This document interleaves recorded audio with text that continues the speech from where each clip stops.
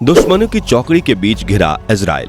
पिछले 48 घंटों में 10 से ज्यादा इजरायली सैनिकों ने गंवाई जान। नेतन्याहू ने फिर खाई हमास का वजूद मिटाने की कसम। सीज फायर की सारी कोशिशें हुई नाकाम। जी हाँ दोस्तों, इजराइल और हमास के बीच चल रही जंग अब हर बीते लम्हे के साथ और भी ज्यादा खतरनाक और खूनी होती जा रही है। हर रोज मरने वाले लोगों का आंकड़ा ऐसे बढ़ रहा है मानो ये किसी स्पोर्ट्स का स्कोर बोर्ड हो। दुनिया भर में इस युद्ध में सीज फायर करने की मांग उठ रही है, लेकिन दोनों ही पक्ष हथियार डालने के मूड में बिल्कुल नहीं है। अभी तक तो सिर्फ इजराइल ही गाजा पर बमबारी कर रहा था, लेकिन अब हमास ने भी जवाबी कार्रवाई शुरू कर दी है और इस बार वो अकेला नहीं है, बल्कि अपने 3 साथियों को मिलकर उसने एक ऐसी चौकड़ी तैयार की है जो आने वाले समय में इजराइल की नाक में दम करने वाली है। यहाँ तक कि इस चौकड़ी में एक मेंबर ने तो इजराइल पर हमला करना भी शुरू कर दिया है। तो इजराइल को चारों तरफ से घेरने वाली ये चौकड़ी आखिर क्या है? पिछले 48 घंटों में इजराइल के 10 सैनिक कैसे मारे गए और अब आगे इस युद्ध का परिणाम क्या होने वाला है, आइए डिटेल में चर्चा करते हैं। दोस्तों, इस बात से बिल्कुल इनकार नहीं किया जा सकता कि जब से इजराइल और हमास के बीच जंग छिड़ी है, तभी से इस लड़ाई में इजराइल का पलड़ा काफी ज्यादा भारी रहा है। खासतौर से इजराइल की हवाई सेनाओं ने गाजा में ऐसी ताबड़तोड़ बमबारी की है कि हमास को संभलने तक का मौका नहीं मिल पाया है। लेकिन अब इस लड़ाई का ये समीकरण बदल रहा है, क्योंकि हमास ने अपने कुछ साथियों को खुद से जोड़कर एक चौकड़ी तैयार कर ली है और इस चौकड़ी ने इजराइल को घेरने के अपने प्लान पर अमल करना भी शुरू कर दिया है। सबसे पहले तो आपको बता दें कि इस चौकड़ी में हमास के अलावा हिजबुल्लाह, यमन की हूती सेना और ईरान व उसके कुछ सहयोगी शामिल हैं। इजराइल के दुश्मन की ये चौकड़ी अब उसे घेरने के लिए नए नए प्लान बना रही है और इनमें से कुछ ने तो इजराइल पर हमला करना भी शुरू कर दिया है। सबसे पहले बात करें यमन के हूती विद्रोहियों की, क्योंकि हमला करने की शुरुआत उन्हीं की तरफ से हुई है।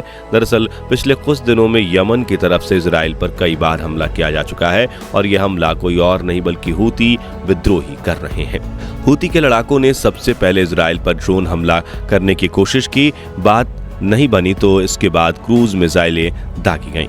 लेकिन जब इससे भी इजराइल का कुछ नहीं बिगड़ा तो हूती लड़ाकों ने अपने सबसे खतरनाक हथियार बैलिस्टिक मिसाइल को दागना शुरू किया।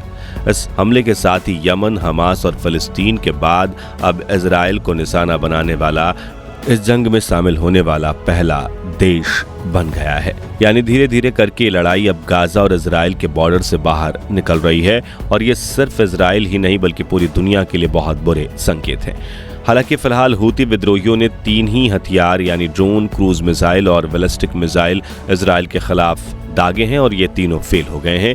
यानी 3 अलग अलग हथियारों से हमला करने के बावजूद भी हूती विद्रोही इजराइल का कुछ बिगाड़ नहीं पाए हैं और इसकी सबसे बड़ी वजह है इजराइल का एरो 3 मिसाइल डिफेंस सिस्टम। जानकारी के लिए बता दें कि इजराइल का ये मिसाइल डिफेंस सिस्टम इतना स्ट्रांग है कि इसकी तुलना रूस के सबसे शक्तिशाली S-400 से की जाती है। इजराइल अपने इसी डिफेंस सिस्टम के भरोसे इस युद्ध में किसी भी दुश्मन के सामने बिल्कुल नहीं घबरा रहा है। यहाँ तक कि ईरान भी अगर इस पर हमला करता है तो अपने इस डिफेंस सिस्टम की मदद से ये उसके वार को भी नाकाम कर देगा। एरो 3 मिसाइल डिफेंस सिस्टम से जब मिसाइल लॉन्च होती है तो ये अपनी तरफ आने वाले किसी भी खतरे को नहीं बख्शती।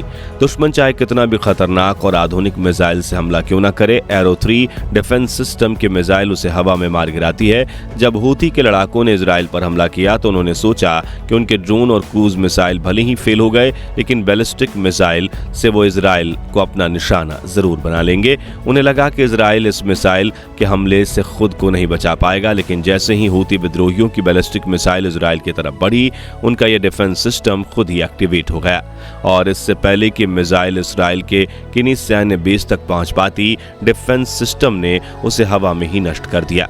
इजरायली सेना के प्रवक्ता ने बताया कि लाल सागर की तरफ से उनके ऊपर मिसाइल से हमला किया गया था, लेकिन वक्त रहते एरो 3 डिफेंस सिस्टम एक्टिवेट हो गया और उसने दुश्मन के हमले को निष्क्रिय कर दिया।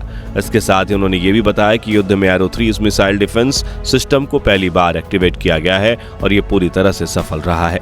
जानकारी के लिए बता दें कि अभी तक इस युद्ध में इजराइल की सेना हवाई हमलों से अपनी रक्षा के लिए आयरन डोम डिफेंस सिस्टम का इस्तेमाल कर रही थी और अभी तक हमास ने उनकी तरफ जितने भी हमले किए थे उन सभी को आयरन डोम ने ही फेल किया है, जो एक बहुत कारगर मिसाइल डिफेंस सिस्टम है।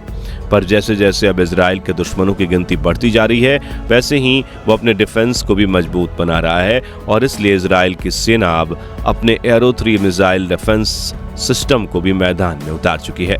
इजराइल का ये आधुनिक डिफेंस सिस्टम 150 किलोमीटर से ज्यादा रेंज को अपनी तरफ आने वाली किसी भी बैलिस्टिक मिसाइल को तबाह कर सकती है, जबकि इसकी मिसाइल दुश्मन पर 2000 किलोमीटर दूर तक हमला कर सकती है। इस डिफेंस सिस्टम को कुछ इस तरह से डिजाइन किया गया है कि इसका रडार जब भी दुश्मन की किसी मिसाइल को डिटेक्ट करता है तो ये खुद ही सही मौका देखकर बचाव करने वाली मिसाइल को फायर कर देता है और इसका निशाना इतना अचूक है, वह इतना परफेक्ट है कि दुश्मन की मिसाइलों को टारगेट के करीब आने का मौका भी नहीं मिलता। लेकिन इन हथियारों के होने का ये मतलब बिल्कुल नहीं है कि इजराइल को अपने दुश्मनों की चिंता करना छोड़ देना चाहिए, क्योंकि जैसे जैसे ये युद्ध आगे बढ़ रहा है वैसे ही इजराइल के नए नए दुश्मनों के मैदान में उतरने की खबरें आ रही हैं। हूती विद्रोहियों के बारे में हमने आपको बताया कि वो ऑलरेडी इजराइल पर हमला करके इस युद्ध का हिस्सा बन चुके हैं। इनके अलावा हिजबुल्लाह भी बहुत जल्द इजराइल पर हमला करेगा और जंग ऐलान करेगा। वैसे कुछ अंदर की रिपोर्ट्स की तो इस तरफ भी इशारा है कि हिजबुल्लाह पहले दिन से ही इस लड़ाई में हमास की मदद कर रहा है, हालांकि इसके बारे में दावे से कुछ भी कह पाना मुश्किल है। हूती और हिजबुल्लाह के अलावा इस युद्ध में हमास का चौथा साथी ईरान है, जो आए दिन इजराइल को युद्ध के लिए ललकारता हुआ दिखाई देता है। ईरान दुनिया के उन देशों में से है जो खुलकर अपने दुश्मनों को खत्म करने की बात करते हैं और साथ ही ये देश अपने बेखौफ रवैये के लिए भी दुनिया में प्रसिद्ध है। ईरान साफ कहता है कि दुनिया में सिर्फ उसके दो ही दुश्मन हैं, पहला अमेरिका और दूसरा इजराइल। इजराइल ने पिछले एक महीने में जिस तरह से गाजा पर बमबारी की है उसको लेकर भी ईरान काफी नाराजगी जता चुका है और उसकी तरफ से कई बार ये धमकी दी जा रही है कि अगर इजराइल ने मासूम लोगों को मारने का ये पागलपन बंद नहीं किया तो अंजाम अच्छा नहीं होगा। मगर अपने सामने 4 दुश्मन होने के बावजूद भी इजराइल अपनी जगह से 1 इंच तक पीछे हटने को तैयार नहीं है और प्रधानमंत्री नेतन्याहू ने साफ साफ कह दिया है कि वो इस लड़ाई में अब इतना आगे आ चुके हैं कि पीछे पलटना नामुमकिन है। दरअसल अभी हाल ही में नेतन्याहू अपने सैनिकों से मिलने और उनका हौसला बढ़ाने के लिए युद्ध क्षेत्र में गए थे। वहां जाकर उन्होंने साफ साफ शब्दों में बयान दिया कि इस युद्ध में हमारे सैनिकों को बहुत बड़ी कामयाबी मिली है। हम गाजा में काफी अंदर तक आ चुके हैं और आगे भी हम अपनी चढ़ाई इसी तरह जारी रखेंगे। इसी के साथ ही नेतन्याहू ने गाजा के लोगों को चेतावनी देते हुए कहा कि कोई भूलकर भी उनकी सेना के सामने न आए, वरना अपने अंजाम का जिम्मेदार वो खुद होगा। उन्होंने आम लोगों से कहा कि वो दक्षिण की तरफ पलायन कर लें, क्योंकि उन्होंने हमास को जड़ से मिटाने की जो कसम खाई है उसको वो हर हाल में पूरा करेंगे और अगर कोई उनके रास्ते में आया तो उसे बिल्कुल नहीं बख्शा जाएगा। इसके अलावा इस जंग में इजराइल ने अपने जिन सैनिकों को खोया है उन पर भी उन्होंने दुख जताया और कहा कि हर एक सैनिक की जान हमारे लिए बहुत मायने रखती है और किसी भी सिपाही का बलिदान बेकार नहीं जाएगा। असल में पिछले 48 घंटों के अंदर इजराइल के 10 से ज्यादा जवानों को मौत के घाट उतारा जा चुका है और इसकी वजह यह है कि हमास ने अपना हमला तेज कर दिया है। इजराइल का कहना है कि उनके लिए एक सैनिक की मौत 1000 के बराबर है और इसका बदला लेने के लिए उनकी तरफ से हमलों को दोगुना कर दिया गया है। दूसरी तरफ हमास ने भी जंग के वीडियो जारी किए हैं जिसमें उसके लड़ाके इजरायली सेना के टैंक को नष्ट करते हुए नजर आ रहे हैं। यानी जंग अब दोनों तरफ से बराबर छिड़ चुकी है और एक भी पक्ष हथियार डालने या लड़ाई रोकने के मूड में बिल्कुल नहीं है।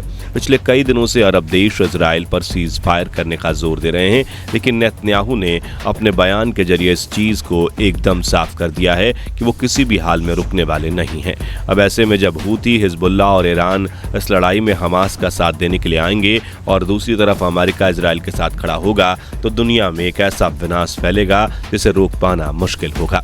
आपको क्या लगता है, इजराइल और हमास को अब अपनी लड़ाई बंद करके क्या इस मुद्दे को शांति से सुलझा लेना चाहिए? कमेंट करके अपनी राय जरूर शेयर करें। बाकी दोस्तों, आज की हमारी इस वीडियो में बस इतना ही। वीडियो अच्छी लगी हो तो इसे लाइक और शेयर जरूर कीजिएगा और अगर आप हमारे फेसबुक पेज पर नए हैं तो पेज को फॉलो भी जरूर करें। मिलते हैं जल्दी ही एक और इंटरेस्टिंग वीडियो में, तब तक के लिए गुड बाय, जय हिंद।